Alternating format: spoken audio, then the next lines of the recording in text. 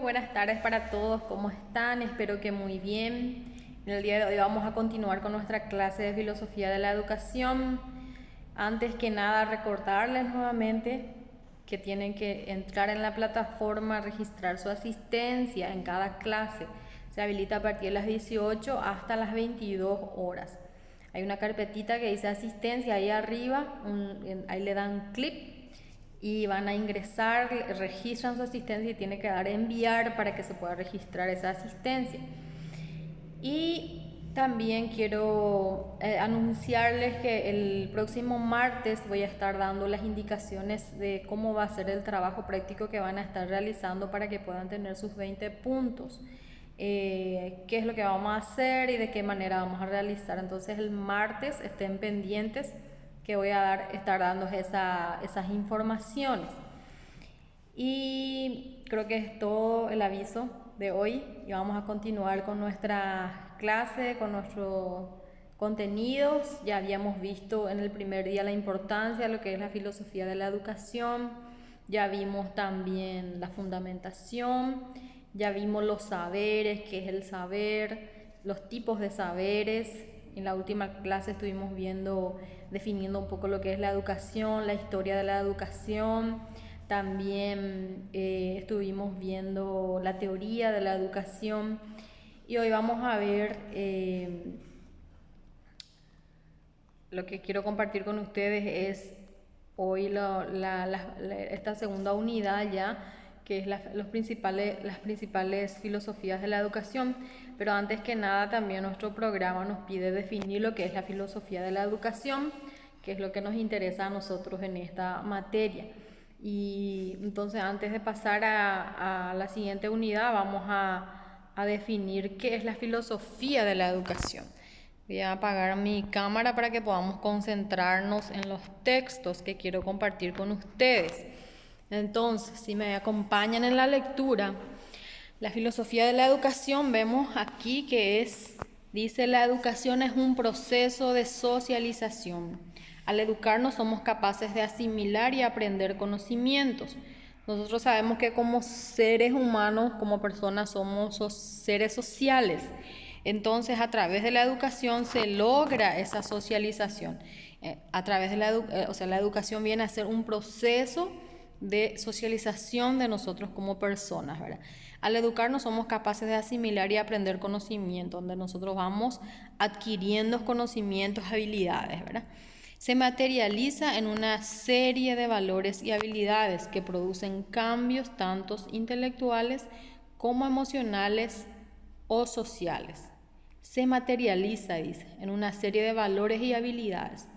Así como la vez pasada compartir con ustedes, la educación siempre tiene que producir un efecto positivo, obviamente, en la vida de cada uno de nosotros, ¿verdad? Entonces, dice, esa educación se materializa en valores y habilidades en nosotros que producen cambios. Esa palabra cambios es importantísimo ahí. ¿Por qué?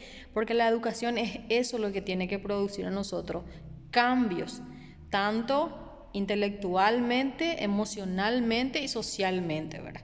Se tiene que reflejar la educación en esos cambios que se producen en nosotros intelectualmente, emocionalmente, y por ende también afecta eso a la sociedad, ¿verdad? A nuestro entorno. La filosofía de la educación es una disciplina con el deseo de ofrecer una explicación utilitaria sobre la educación humana. Eso es lo que la filosofía de la educación quiere o desea, ¿verdad? O explicar de manera ultimaria, dice, la educación humana.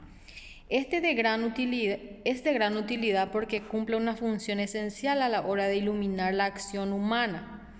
Por esa razón, su cultivo adquiere una gran importancia para los educadores. Es fundamental para nosotros lo que la filosofía de la educación puede aportar, ¿verdad?, a nuestros conocimientos sobre la realidad educativa. ¿Qué es la filosofía de la educación? Vamos a ver otro concepto más de lo que es la filosofía de la educación. Esta tiene que ver mucho con los grandes pensadores que aportan a la educación. y eso vamos a ir viendo más adelante en otra unidad, los grandes pensadores como Aristóteles, Platón, entre otros, ¿verdad? ¿Qué fue lo que ellos habían aportado? ¿Qué pensamientos ellos tenían respecto a lo que es la educación, ¿verdad? Y de ahí vienen las teorías de la educación. Entonces, si nos ponemos a pensar y enlazamos la definición de lo que es la filosofía, ustedes se recuerdan anteriormente, o en filosofía uno ya habrán dado qué es el concepto de la filosofía. Filosofía es amor a la sabiduría, amor al conocimiento, famoso, ¿verdad? Ese concepto que tenemos en mente sobre lo que es la filosofía, el amor a la sabiduría, el amor al saber, el amor al conocimiento. Entonces, teniendo en cuenta ese concepto de la filosofía, dice, entonces diremos que la filosofía de la educación tiene que ver mucho con el estudio o el pensamiento de la pedagogía o el amor a la enseñanza. Por ahí va la mano. Entonces, la filosofía de la educación podemos decir que es el estudio o el pensamiento de la pedagogía o el amor a la enseñanza. Bien. Estos son algunas tareas de la filosofía de la educación que hoy nada más voy a nombrar, porque más adelante esto vamos a ir definiendo y profundizando. ¿Cuáles son las tareas de la filosofía de la educación? El análisis del lenguaje, la teleología de la educación, la epistemología de la educación, la filosofía de la educación, filosofía de la historia de la educación y la antropología. Son las tareas de la educación que hoy no me voy a detener tanto en esto, no me voy a detener en esto porque son temas que más adelante vamos a desarrollar. Y en esta unidad que habla sobre las principales filosofías de la educación, vamos a estar analizando estos modelos pedagógicos que son la pedagogía tradicional, la pedagogía activa, la pedagogía tecnológica, la pedagogía libertaria, la pedagogía marxista y la pedagogía personalista. En el día de hoy vamos a tratar de desarrollar por lo menos los primeros dos modelos pedagógicos y vamos a estar haciendo algunas comparaciones entre los dos modelos pedagógicos para que podamos entender bien. Y en la próxima clase vamos a terminar los demás tipos de modelos pedagógicos. Entonces vamos a iniciar con el modelo pedagógico tradicional. ¿Qué es lo que pasa en este modelo pedagógico tradicional? Aquí los alumnos dicen que reciben la información pasivamente a partir de un maestro, así como lo vemos en el dibujo, ¿verdad? En la ilustración. El docente es el que imparte conocimientos. El docente es el protagonismo, el protagonista de la clase. Lo que el docente dice es lo que es, y los alumnos nada más se limitan a escuchar al docente, ¿verdad? Pasivamente, como dice ahí, a recibir pasivamente la información del maestro. Aquí los alumnos no tienen oportunidad de opinar, no pueden comentar sus experiencias respecto a lo que el docente está exponiendo, nada más. Así como dije, se limitan a escuchar al docente, ¿verdad? Y quedarse con lo que el docente enseñó. Entonces, ese es el modelo tradicional. Los alumnos reciben la información pasivamente a partir de un maestro. ¿Cuáles son los pilares de la educación tradicional? ¿Qué es lo que le caracteriza a la pedagogía tradicional entonces? Primeramente le tenemos que es el orden y la autoridad. ¿Por qué el orden? Dice método que determina el tiempo, los espacios en que se desarrolla la actividad y el tipo de actividad. O sea, ellos están dentro de un esquema de donde ellos no pueden salir, ¿verdad? Entonces, ellos tienen que cumplir ese esquema de espacio, de tiempo y de actividades que tienen que desarrollar dentro de las clases. El docente no puede ser creativo, no puede agregar más nada, sino se tiene que limitar, ¿verdad?, a esos métodos de manera ordenada, ¿verdad? Y después la otra característica es la autoridad. se personifica en el maestro, dueño del conocimiento y método, así como recién estaba explicando, ¿verdad? El docente es el dueño del conocimiento, el docente es la autoridad de la clase, lo que el docente dice es lo que es, ¿verdad? Trabaja con modelos intelectuales y morales previamente establecidos. Así como expliqué también, todo está previamente establecido y solamente el docente tiene que encajar en esos modelos intelectuales y morales, ¿verdad? Entonces, esos son los pilares de la escuela tradicional. Dos características que podemos decir también de la pedagogía tradicional. Y aquí vemos otro modelo de pedagogía que es la pedagogía activa. Vamos a ver qué es la pedagogía activa. Dice que la pedagogía activa permite establecer una organización docente dirigida a eliminar la pasividad del estudiante. Aquí encontramos ya algo totalmente opuesto, ¿verdad?, a lo que veníamos viendo, porque vimos recién en el otro modelo pedagógico. Aquí ya se quiere eliminar la pasividad del estudiante. Ya no tiene que el estudiante estar solamente escuchando al docente y estar de manera pasiva, ¿verdad? Dice la memorización de conocimiento transmitido también se quiere eliminar o se pide eliminar en este modelo pedagógico. La memorización de conocimiento transmitido, famoso, tenés el texto y ni siquiera comprendés lo que dice ahí, pero tenés que memorizar para que te pueda servir eso en el examen y puedas rendir bien. Termina el examen, termina la memorización, te olvidas de todo, no entendiste, no aprendiste. Entonces, ese modelo se aplicaba en el otro modelo tradicional, pero en esta pedagogía activa ya se pide eliminar eso, ¿verdad? La pasividad del estudiante por un lado y la memorización. Dice, utilizando una didáctica de respuesta, necesidades internas que enseña, entre otras, a vencer de manera consciente las dificultades. Utilizando una didáctica de respuesta, o sea que el docente transmite su conocimiento, pero también los alumnos tienen que responder, el alumno también tiene que aportar, tiene que ser también protagonista de su propio aprendizaje, ¿verdad?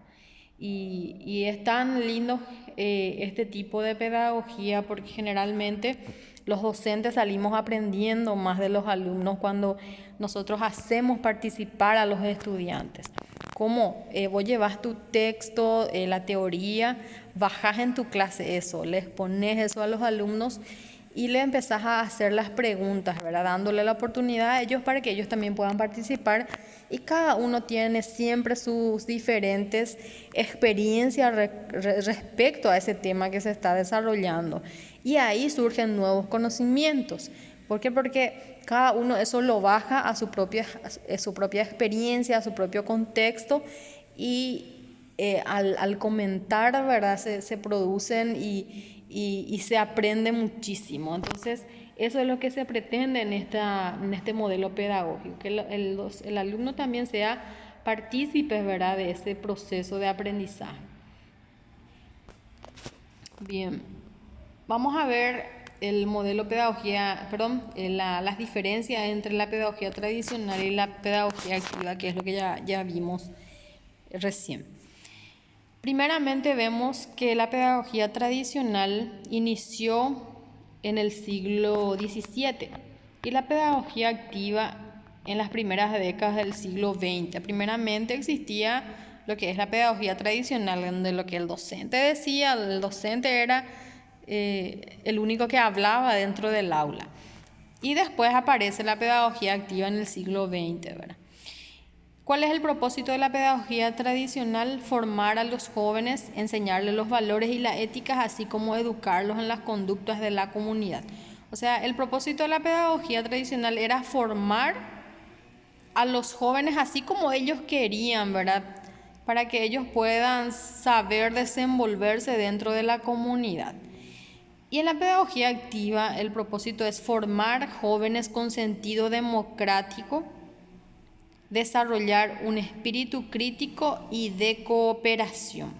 Entonces, en la pedagogía activa ya se pide ese espíritu crítico del educando o de los jóvenes y que ellos también puedan cooperar, ¿verdad? Que ellos también tengan ese sentido democrático, como dice ahí, y que ellos también puedan formar parte, ¿verdad? De la sociedad, cooperar con la sociedad, tener ese espíritu crítico por sobre todas las cosas, ¿verdad? Cosa que no se podía tener en la pedagogía tradicional. Ellos solamente eran educados, ¿verdad? Para que ellos puedan saber comportarse, respetar las reglas, las normas que se les imponían en la comunidad, ¿verdad? Después, en la pedagogía tradicional vemos que el aprendizaje era memorístico, ya expliqué eso, y en la pedagogía activa el aprendizaje era comprensivo, crítico y transversal. Uno tenía que entender lo que estaba leyendo o lo que se le estaba enseñando y también tenía la facilidad de tener ese espíritu crítico, ¿verdad? Con lo que estaba aprendiendo, ¿verdad? También la pedagogía tradicional en la enseñanza dice que era logocéntrica. Contenidos de las materias y asignaturas eran egoístas. O sea, logocéntrica podemos decir que eran egoístas porque ellos le educaban a los jóvenes con un propósito que a ellos nomás le iba a beneficiar, ¿verdad? Y lo que ellos querían. No les interesaba las necesidades, los intereses del niño, así como en la pedagogía activa, sino que los contenidos de las materias, las asignaturas eran egocéntricas, eran pensados por los adultos para lo que ellos querían que los jóvenes sean, ¿verdad? Y en la enseñanza, por la pedagogía activa, dice, respetaban las necesidades e intereses del niño, totalmente contraria a lo que es la pedagogía tradicional, ¿verdad? El rol del maestro en la pedagogía tradicional, el maestro como centro del proceso de enseñanza, así como ya expliqué. El docente era el único protagonista dentro del aula, ¿verdad? Y en la pedagogía activa, el maestro proporciona el medio que estimule la respuesta y dirija el aprendizaje. Entonces, es el medio, el maestro acá ya es el medio, el que guía, que estimula las respuestas y dirija el aprendizaje de los estudiantes. Entonces, estos son los dos tipos de pedagogía que quería ver con ustedes en el día de hoy. Y al final de la clase voy a estar poniendo algunas preguntitas así para que ustedes respondan. Entonces son los modelos pedagógicos que vimos hoy. La próxima clase vamos a terminar porque son un poquito más extensos los otros, entonces para no alargar demasiado vamos a continuar. Y también vimos un poco lo que es la filosofía de la educación en el día de hoy. Bueno, que tengan buenas noches y buen fin de semana. Y el martes que viene, Dios mediante, nos conectamos de vuelta y así como les dije, voy a dar algunas indicaciones de cómo va a ser el trabajo práctico que vamos a estar desarrollando. Hasta ese entonces.